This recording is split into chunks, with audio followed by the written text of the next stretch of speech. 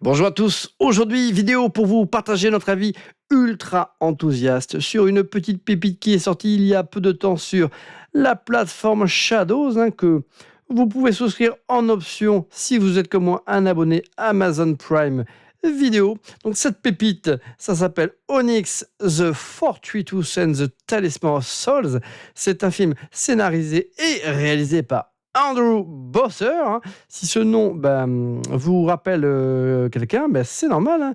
Il en est déjà à quelques films à son actif. Je crois que celui-ci, c'est son troisième qui, pour le coup, il l'aura autofinancé par le biais de la plateforme Kickstarter, puisqu'il s'agit ici d'un financement participatif où il aura pu lever une enveloppe conséquente de 600 000 $ qui leur a permis donc de concrétiser son projet. Son projet qui est né d'une vidéo virale qu'il a fait à partir de sa chaîne YouTube, dans laquelle il incarnait ce personnage de Onyx. Cette vidéo en question qui a vraiment lancé toute la machine, c'est Weird Arby's Guy qui a fait plus de 9 millions de vues, qui est sorti à quelque chose comme 9 ans. Et en tout cas, c'est ça qui lui a donné l'idée de se dire que son personnage, il était ultra populaire sur le net. Donc, il y aurait sans doute une fanbase qui le soutiendrait pour mener à bien son projet. Et voilà, grâce à la plateforme Kickstarter, il a pu financer l'essentiel de son budget de production. Et ça lui a permis aussi de solliciter un master en matière d'effets spéciaux. C'est Adam Dougherty. Dougherty, c'est quelqu'un qui... c'est un créateur d'effets spéciaux pratiques qu'on a pu voir notamment dans le film The Predator. Il a travaillé également pour Malignant, Annabelle, Percy Jackson, la mère des monstres, Independence Day, Résurgence. Ça commence, Jurassic World, Fallen Kingdom. Il a travaillé comme ça sur pas mal de grosses productions. Mais en tout cas, c'est au travers de cette collaboration sur Onyx The 432 and the Talisman of Souls. Là, il a réalisé l'ensemble des effets spéciaux du film, qui sont essentiellement des effets pratiques. Donc, il y a pas mal de très très belles créatures et de très très beaux maquillages, de zombies, de démons. Franchement, c'est vraiment très très bien fait. Et pour une petite production de moins d'1 million de $, c'est vrai que c'est relativement bluffant. Donc, qu'est-ce que ça raconte, ce Onyx Fortutus? Alors, je vais vous lire le synopsis, les amis. Marcus Trilbury, alias Onyx the Fortutus, est un jeune occultiste maladroit, champion de vidéos virales. Victime de moqueries dans un fast-food, il remporte un concours et découvre la sombre demeure de son idole, le sataniste Bartok le Grand. Avec 4 autres élus, il participe à un rituel censé offrir l'immortalité, mais très vite, la réalité se teinte de monstres et de pièges occultes, révélant un jeu plus meurtrier qu'il n'y paraît. Et je vais pas vous spoiler, mais effectivement, le pauvre Onyx, il sera bien déçu de son idole et il se rendra compte un peu tardivement qu'il n'a pas été sollicité en tant qu'un élu, mais plutôt en tant que pique-nique, j'ai envie de vous dire. En tout cas, ça, c'est une bonne petite surprise. C'est un film que j'avais récupéré en pirate il y a quelques temps, mais qui était uniquement en VO, et donc j'avais pas... Comme c'est un film qui est très très second, voire troisième degré, je passais à côté de toutes les petites subtilités humoristiques. Donc c'était pas... j'étais passé à côté de tout l'aspect un petit peu humoristique. Donc voilà, c'est pas un film qui m'avait marqué en VO quand je l'avais vu, parce que j'avais pas tout saisi.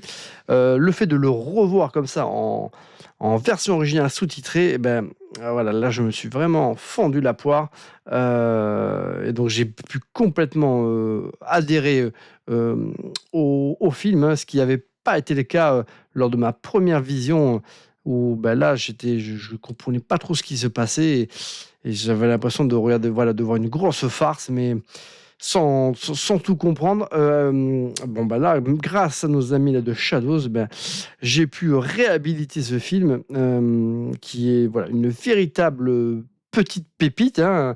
Donc franchement, alors il faut aimer voilà, les productions second, voire troisième degré, hein. Ça vanne pas mal. Il y a pas mal comme ça là, de blagues à répétition. C'est vrai que le personnage d'Onyx, bah, c'est une blague sur pattes, hein. Il est ultra drôle, hein, mais effectivement, on peut aussi au bout d'un moment être agacé par toutes ces blagues à répétition. Ouais, il est toujours en train voilà, de s'excuser. Mais voilà, c'est très, très, très, très drôle. Donc, si voilà, vous êtes amoureux comme ça de série B, série Z, comme ça, un peu fauché, mais fait de manière artisanale, avec un réel amour là, de son sujet, Onyx, The Fortuitous, forcément, vous avez dû en entendre parler. Là, aujourd'hui, vous avez la possibilité de pouvoir le voir en VOSTFR grâce à la plateforme Shadow. Donc, jetez-vous dessus. Ça vaut vraiment le coup, sachant qu'il y a véritablement des super effets spéciaux. C'est un film qui comporte tout ce que j'aime, hein, notamment qui est ultra référencé années 80-90. C'est vrai que moi, l'effet de Madeleine de Proust, il fonctionne à plein tube sur moi, hein. C'est un film qui est encore une fois très très riche en termes de créatures, hein, que ce soit là, des démons, des ghouls, des zombies. Voilà, et tout ça fait réalisé en effet pratique avec des marionnettes ou des maquillages. Donc ça fait tellement de bien. Effectivement, hein, celui était moins cher de le réaliser en effet numérique, bien dégueulasse, mais encore une fois, là, le film a été fait véritablement par des passionnés et ça se ressent. J'ai adoré dans ce film, à un moment donné, on sent que le personnage il est quand même fan de heavy metal et même de rock tout court, hein. Et il est fan de Meatloaf. Et dans le film, à un moment donné, je ne vais pas vous raconter dans quel contexte ça arrive, mais il va y avoir un clip où il va se mettre à chanter et il va revisiter le tube de Meatloaf, Anything for Love. Et voilà, c'est poilant. La fille qui l'accompagne, elle chante divinement bien. Elle est magnifique d'ailleurs dans cette partie-là là, du film. Donc rien que pour cette réinterprétation là, du tube de Meatloaf, Anything for Love, je vous recommande la vision là, de ce film. C'est un film qui est ultra référencé, qui rappelle voilà, pas mal de films des années 80, notamment par rapport à la demeure où se situent les événements, hein, une demeure qui fait penser à des vieux films comme ça, de la Hammer, une demeure voilà, ultra gothique, faite de briques rouges, voilà, une sublime demeure, hein. À un moment donné, il y a une petite, comment dire, il y a un petit clin d'œil au film The Day of the Earth avec Klaatu Barada Necto, hein, qui avait également été. On avait voilà, c'était le personnage de dans Evil Dead 3. Comment il s'appelait déjà le héros de Evil Dead? Ash. Voilà, Ash aussi prononçait cette formule pour pouvoir s'emparer là du Necronomicon. Enfin, il devait prononcer cette formule et puis là, et puis finalement, il n'arrive pas à s'en rappeler. Et ce faisant, il s'empare du Necronomicon, mais comme il n'arrive pas à prononcer cette formule correctement, il déchaîne finalement les enfers sur Terre. Donc il y avait donc dans Evil Dead 3, il y avait également ce petit clin d'œil à The Day the Earth. Et dans ce film-là, il y a également à un moment donné ce petit clin d'œil à ce film, hein, que l'on retrouve dans le rituel final, hein, puisque c'est devenu quasiment maintenant une référence en matière voilà, comment on peut appeler ça là, de récitation occulte. Ce Klaatu Barada Nikto, hein, donc Bah voilà, mention spéciale voilà, pour les créatures, donc réalisé donc, par Adam Dougherty avec son studio Creature Kid. Hein. Franchement, ça, c'est top niveau. Au niveau des acteurs, ben, c'est pas mal de second couteau, mais voilà, franchement, ils font tous le job. Hein. Donc, franchement, il y a pas de fausse note. Mais bon, après, véritablement, la star du film, c'est son interprète principal, hein, Andrew Bowser, hein, donc, qui incarne donc son personnage fétiche de sa chaîne YouTube. Et franchement, ben, voilà, moi, il, il me fait grave marrer ce personnage. Hein, donc, alors je connaissais pas, en étant tout à fait honnête, cette chaîne YouTube et ce personnage-là. Hein. Je pense qu'il faut être américain pour avoir suivi le truc en son temps, mais pour le coup, j'ai regardé quelques vidéos et franchement, c'est très très cool. Donc, bah, je vous recommande d'aller sur la page YouTube de Bosser Vids, VIDS. Hein. Vous pourrez retrouver toutes les vidéos là, de cet artiste et notamment celle où il incarne son personnage là, de Onyx. Donc, bah voilà, je le rappelle, hein, ce film est disponible sur la plateforme Shadows. Donc, voilà, franchement, au niveau de la mise en scène, euh, bah, c'est pas un blockbuster. Hein, on sent qu'il y a des limitations au niveau du budget. Mais franchement, j'ai trouvé que pour une petite production, il y avait quand même pas mal d'effets de mise en scène très très cool. Avec une caméra qui était relativement fluide. Hein, donc, on alterne voilà, plan serré, travelling. Il y a vraiment comme ça une ambiance midnight movie comme on pouvait l'avoir dans les années 80 que moi j'ai ultra kiffé. Au niveau du montage, voilà, c'est globalement, je trouve que c'est plutôt bien rythmé. Euh, Après, encore une fois, il y a cet aspect second degré et les blagues d'Onyx qui peuvent agacer si, encore une fois, on n'est pas. Si ce type de spectacle déjà à la base nous rebute, mais si comme moi, vous aimez ce type de proposition, voilà, vous allez adorer ce personnage et vous aurez même plusieurs fois envie de lui faire un gros câlin. Moi, il me fait tellement rire. Il peut être, voilà, il est, il est sans filtre. Enfin, moi, il m'a fait vraiment me marrer. Hein. Ce personnage Onyx, il est donc donc le film, donc il raconte une histoire à part entière, mais il y a une fin qui est ouverte.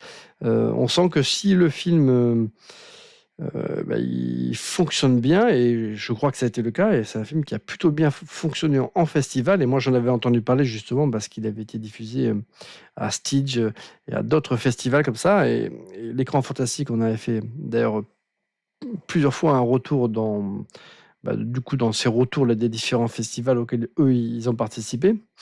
Et je crois savoir que également, il y a eu une certaine émulation à la sortie du film en SVOD. Et donc, il n'est pas impossible que dans les années à venir, on ait une suite à ce film-là. En tout cas, le film pose les bases de l'ouverture comme ça vers une suite potentielle avec la création d'un véritable univers autour de ce personnage d'Onyx, autour de ce background où les démons vivent cachés, mais vivent parmi nous. Et si vous donnez une chance à ce film, vous verrez qu'à la fin du film, les cartes sont un petit peu rebattues et on sent que voilà que les démons, ils vont peut-être avoir dans les temps prochains une adversité qui leur sera opposée si d'aventure ils avaient de nouveau des plans diaboliques pour prendre possession de la Terre. Donc, écoutez, je vais pas vous spoiler, ça serait vous faire perdre voilà, tout le plaisir de la découverte de ce film. C'est une petite production, encore une fois, de moins d'1 million de dollars. Donc il faut regarder ce film avec une certaine bienveillance, une certaine ouverture d'esprit. Mais si tant est que vous ayez cette capacité comme ça à avoir ce type de regard un peu bienveillant, voilà, vous y trouvez un programme ultra riche, ultra original, hem, qui est en tout cas un film qui ne fait pas son budget, hein. Franchement, quand on voit ce que certains arrivent à faire avec des micro-budgets comme celui-ci et ce que d'autres arrivent à faire avec des budgets de, je sais pas moi, 10, 20, 30, 50, 100, 150, voire 200 millions de dollars, on se dit: «Mais, c'est pas possible, quoi». En tout cas, voilà, si le monde ne savait pas qu'il existait, après ce film, après sa diffusion au festival, forcément qu'il a dû, quand même, comme ça, attirer l'attention, de certaines maisons de production parce que franchement, le film, il est quand même plutôt bien foutu. D'ailleurs, je crois que sur, Rotten Tomatoes, il est noté à 96 d'avis positifs. C'est énorme pour un film comme celui-ci, hein. Ça veut dire que globalement, il fait l'unanimité, hein, au niveau des critiques, du public, hein. Donc, franchement, moi, ça m'étonne pas. Bon, après, c'est vrai qu'en général, le public qui regarde ce type de film, c'est un public qui est déjà, voilà, sensibilisé, aguerri à ce type de produit. C'est pas le commun des mortels qui va tomber sur Onyx The Fortuitous, hein. Mais en tout cas 96 pour un film comme celui-ci, c'est quand même énorme, hein. Donc après, c'est, un film qui enchaîne quand même, tous les archétypes, hein. Mais, ça, c'est pas un problème parce qu'il l'assume complètement. Donc on a donc, le manoir mystérieux, le mentor qui est corrompu et qui se révélera ne pas être celui, qu'on pensait. Bon, il y a bien sûr, voilà, l'élève rebelle, hein, qui ne fait pas ce qu'on attend de lui, hein. Mais voilà, même si assez rapidement, on sait comment les choses vont dégoupiller. Voilà, tout l'intérêt du film réside ailleurs, hein, réside dans la manière dont les choses vont se passer. Voilà, ces petites blagues qui vont accompagner comme ça certaines séquences. Voilà, ce second degré, moi, voire ce troisième degré qui m'a vraiment fait me poiler. Et en même temps, le film, il garde quand même, un certain sérieux dans son traitement. On sent quand même que plus on se rapproche de son climax, il y a quand même des enjeux, qui font pas non plus rire, hein, qui ont une certaine gravité. Donc, écoutez, moi, je vous recommande, voilà, ce film, Onyx the Fortuitous and the Talisman of Souls. C'est une petite pépite.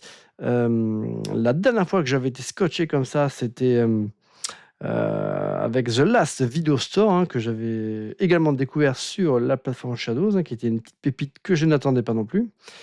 Celui-ci, bon, voilà, je suis pas tombé dessus par hasard puisque, comme je vous l'ai dit, j'avais déjà tenté mon visionnage en VO et comme je n'avais pas tout saisi, j'étais pas allé au bout, de mon visionnage du film, hein. Je m'étais dit que je le regarderais en VO STFR parce que là, voilà, je pannais rien à ce qui se passait à l'écran. Donc, mais quand je l'ai vu popper sur la plateforme Shadow, je me dis: «Ça y est, ah ouais, c'est le bon moment». Écoutez, je vous recommande ce film. Dites-moi si vous en aviez entendu parler, si vous l'avez vu, si cette vidéo vous a peut-être donné également envie de voir ce film. Mais en tout cas, en tout cas, moi, j'ai bien kiffé. Mon petit Tiki, toi, on t'a pas entendu et pourtant, hier, tu étais, comme un gosse devant ce film. Ah, j'ai adoré! Ah, j'ai adoré ce film et j'ai adoré surtout le clip. Oh là là, cette reprise du tube de Meat Loaf avec, oh là là, cette chanteuse, cette démoniaque. Ah, elle m'a fait, j'avais des cœurs dans les yeux, j'étais complètement love. Non, bon, c'est bon, Tiki. Tiens, vraiment un petit perroquet satire. Euh, pff, je sais même pas pourquoi je t'invite sur cette émission, parce que dans tous les cas, toi, la seule chose qui t'intéresse quand tu regardes un film, c'est les gonzesses. Donc, écoute, je sais pas. Je vais clore cette vidéo et je vous dis, moi, à très bientôt, les amis.